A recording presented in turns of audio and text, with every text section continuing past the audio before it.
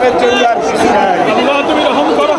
আল্লাহ আমার কলিজার টুকরা সন্তান সারা বাংলাদেশের বাইরে কোরআনের তাফসীর করত। আল্লাহ তুমি তাকে জান্নাতুল ফেরদাউস মাত্র কয়েক মাস আগে আমার মায়ের জানাজা পড়ায় গেলাম। আমাকে একটু সময় দিল না।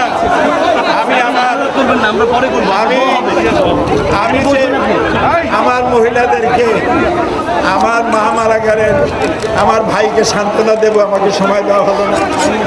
আমার কলিজার টুকরা বুলবুল রফিক সাইদি গতকাল চলে গেছে। আমি জানতে পারলাম আজকে আসরের নামাজের সময়।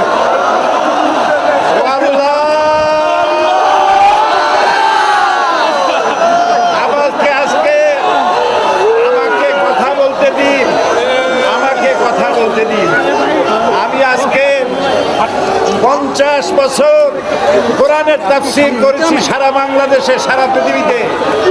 আমাকে বানানো হয়েছে যুদ্ধ অপরাধী, আমাকে বানানো হয়েছে চোর, ডাকাত, হত্যাকারী, ধর্ষণকারী। আমি আল্লাহর নামে কসম করে বলছি, আল্লাহ তোমার জাতের কসম, তোমার ইজ্জতের কসম, তোমার সম্মানের কসম, 1971 সনের এক ফোঁটা পানি বা কাদা আমার গায়ে লাগে নাই। আমার শুধু কাজ ছিল কোরআনের প্রচার করা। নাস্তিকবাদীরা সহ্য করতে পারে নাই, জালিমরা বরদাস্ত করতে পারে নাই, যার জন্য আমাকে বন্দী করে রেখেছে।